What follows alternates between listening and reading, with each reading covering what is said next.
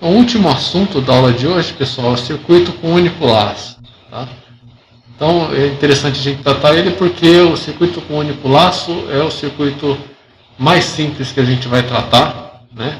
Com menor complexidade, menor nível de complexidade, mas ele é importantíssimo para a gente perceber aí alguns conceitos como de divisor de tensão, divisor resistivo, divisor de tensão, além de associação em série. Então, necessariamente, se você tiver um circuito com um único laço, ele vai ter essa cara aqui. Todos os elementos ou ramos vão estar associados em série, né?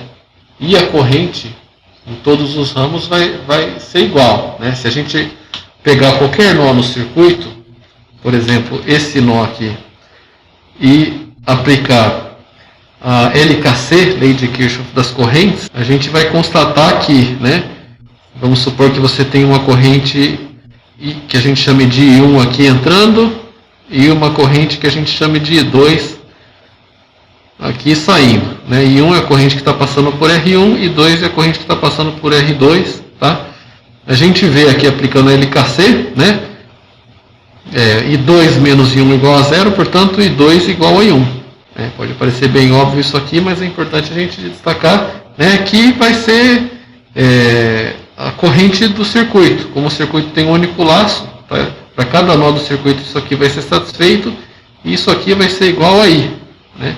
A corrente do circuito de único laço, ou seja, a corrente que passa por todos os ramos é a mesma. Por isso o circuito é bastante simples em termos do seu tratamento, tá? Se a gente pegar agora e aplicar a LKT, Lei de Kirchhoff das tensões, né? Então vamos adotar um sentido de referência aqui, tá? Sentido horário.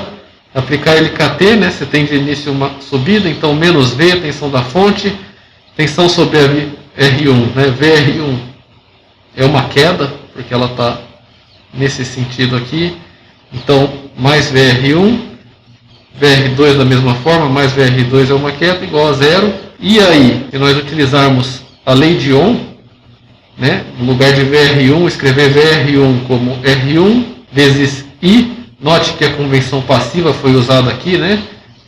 Corrente no sentido contrário que a da tensão. Então vai dar um valor positivo, então você vai ter simplesmente R1 vezes I no lugar de VR1 com sinal positivo. Mesma coisa em R2, né? Tensão nesse sentido, corrente no outro sentido. R2 vezes I entra com sinal positivo no lugar de VR2 aqui. E daí a gente pode, a partir desse ponto, passar o menos V para o outro lado, a gente vai ver que V é igual a R1 vezes I mais R2 vezes I, ou seja, né? É igual a I vezes o somatório das resistências. R1 mais I vezes, entre parênteses, R1 mais R2. Então aqui a gente observa que a tensão em cada resistor é igual a corrente I, que é única, né? É igual para todos os ramos, multiplicada pela respectiva resistência. Então I vezes R1 vai dar a tensão sobre R1, VR1, no sentido da convenção passiva. I vezes R2 vai dar VR2, né? De novo, no mesmo sentido da convenção passiva. Mas se a gente pegar a última equação do slide anterior, ou seja, V igual a I vezes o somatório das resistências, R1 mais R2, e passar R1 mais R2 dividindo, a gente tem isso aqui, I igual a V sobre R1 mais R2. Então essa é a corrente determinada aqui, né, do circuito. E tendo ela, a gente pode agora calcular, né, a tensão sobre R1, a tensão sobre R2 e assim por diante, né? Como é que vai ficar a tensão sobre R1? Né? VR1, pelo que está dito aqui, é igual a R1 vezes I, que a gente acabou de obter aqui em cima. Então, substituindo, a gente vai ter R1 vezes V sobre R1 mais R2. Tá? Então, esse conceito que está por trás dessa equação aqui é o do divisor de tensão. Tá? Se você tem um circuito de um único laço, a tensão sobre cada um dos ramos vai, né, o circuito resistivo vai estar na proporção direta da resistência associada àquele ramo.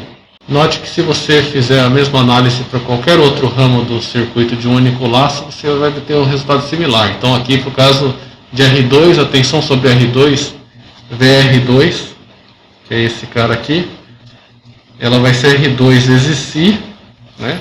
R2 vezes a corrente, que é V sobre R1 mais R2, então você vai ter R2 sobre R1 mais R2 vezes V. Tá? No caso anterior você tem R1 sobre R1 mais R2 vezes V, aqui você tem R2 sobre R1 mais R2 vezes V, ou seja, a tensão sobre R2 é proporcional ao próprio R2. Tá? A tensão V é a soma dessas duas tensões, VR1 mais VR2, que é o que está dito aqui, ou seja, V está dividido entre R1 e R2 em proporção direta às respectivas resistências. Se R1 for o dobro de R2, você vai ter o dobro da tensão sobre R1 do que você vai ter sobre R2. Né? Para colocar números aqui, se a fonte fornecesse 9 volts e R1 fosse 2 vezes R2, você teria 6 volts sobre R1 e 3 volts sobre R2.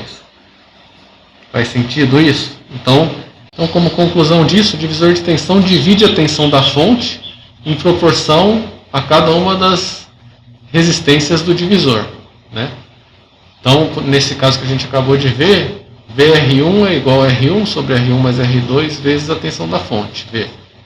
Então, esse termo aqui é a fração que R1 representa em termos da resistência total, que é R1 mais R2. Né? Por exemplo, se R1 e R2 forem iguais, isso aqui vai dar 0,5, 50%. Né? Então, R1 vai ser 50% da resistência equivalente, que é a resistência total somatória das resistências, no caso do circuito de único laço. Então, generalizando para o iésimo resistor de um circuito com N resistores, né, a gente considerou um circuito com 2 resistores, mas isso vai ser similar se você tiver N resistores, aí, N sendo qualquer número, a tensão sobre o iésimo resistor, VRI, vai ser igual a RI dividido pelo somatório de todas as resistências do circuito de único laço. Então, somatório de J igual a 1 até N de RJ, tá? Para todas as resistências do laço. Então, RI sobre o somatório de todas as resistências vezes a tensão da fonte. Dessa forma, a gente generaliza para um circuito com N resistores mais um único laço, logicamente. Tá? Então, para resumir, a gente tem que a corrente é a mesma em todos os elementos. Tá? Os elementos estão conectados em série, significa justamente isso, né? Que eles estarem em série significa que a corrente que sai de um elemento vai ser a corrente que vai entrar no próximo elemento. As correntes são iguais e a tensão em qualquer elemento do circuito é igual à soma das tensões dos outros elementos. Então, para colocar números aqui, vamos ver esse exemplo. Né? Se tem uma fonte fornecendo 15 volts, R1 é 10K, R2 é 20K. Tá? Vamos achar a tensão sobre R1 e a tensão sobre R2. Então, VR1 vai ser, a soma das tensões é 30K, 20 mais 10, né? Então vai ser 10 dividido por 30, ou seja, 1/3 vezes 15 volts, então 5 volts.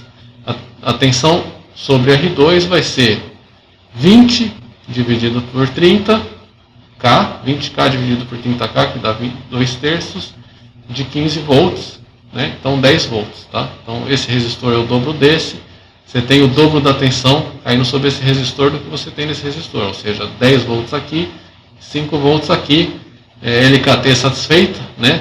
15 menos 5 menos 10 dá 0. Então, por fim, o último conceito que a gente vai falar é como fica a associação em série de resistores, tá? Qual que é a resistência equivalente, embora, né, a gente tenha conhecimento prévio sobre isso, vamos explorar isso aí um pouquinho. Então, um circuito é equivalente a um outro circuito se a relação tensão-corrente do primeiro for igual à relação tensão-corrente do segundo. Então vamos supor que a gente está comparando esse circuito 1 e esse circuito 2, a gente quer saber se eles são equivalentes. Tá? Então você tem aqui uma fonte fornecendo tensão ao circuito 1 e outra fonte fornecendo tensão ao circuito 2. Tá?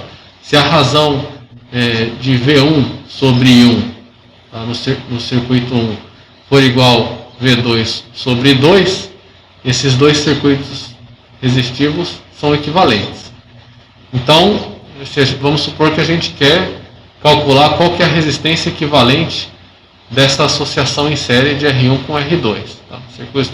Circuito de um laço único, a gente quer substituir R1 e R2 por uma única resistência equivalente, a gente quer saber como é que a gente calcula essa resistência equivalente. Então, a lei de Ohm pode ser utilizada para encontrar o circuito equivalente, né?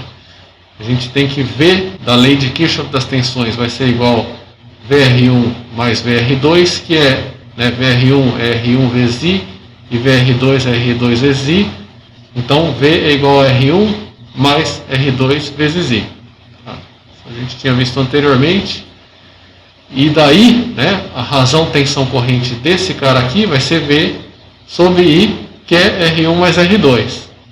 Tá?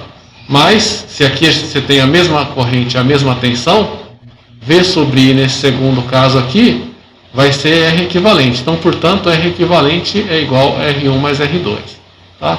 Então, a associação em série, né, de resistores nos dá uma resistência que é a soma das resistências individuais. Então, a associação em série dos resistores implica a soma das resistências. De forma geral, para múltiplos resistores e múltiplas fontes, em um circuito de um laço único, a gente pode dizer o seguinte, tá? Você pode somar algebricamente a tensão das fontes, né? Então, vamos supor que você tivesse N fontes aqui, né? V1, V2, V3 e Vn. Você pode substituir tudo isso por uma fonte equivalente, V equivalente, tá? Orientada nesse sentido aqui, cuja tensão seria, o que ela seria aqui, né? V1 mais V2 mais V3 e assim por diante, e a gente vê aqui que Vn está orientada no sentido oposto de propósito, né? Então você subtrairia Vn, então menos Vn. Qualquer tensão no sentido oposto, você subtrairia. A ideia é essa. Então você vai somar algebricamente, você vai somar as tensões nas fontes e obter a tensão equivalente, e daí você pode substituir as diferentes fontes por uma única fonte de tensão com a tensão equivalente. Tá? E as resistências, né, do circuito de único laço podem ser substituídas, através da sua associação em série, por um único resistor com uma resistência equivalente, que é a soma das resistências dos resistores individuais. Bom, pessoal, então a gente finaliza aqui o assunto dessa aula. Tá? Na aula que vem a gente vai tratar de circuito com um único par de nós, que é a continuação natural desse assunto aqui, e também tratar das transformações Y-delta, o triângulo estrela, e assim finalizando esse assunto de circuitos resistivos. Tá? Então, obrigado pela atenção, não deixem esse assunto passar batido, porque, de novo, embora seja simples, é importante ir mantendo em dia o assunto, uma vez que ele é cumulativo. Tá? Então, obrigado pela atenção.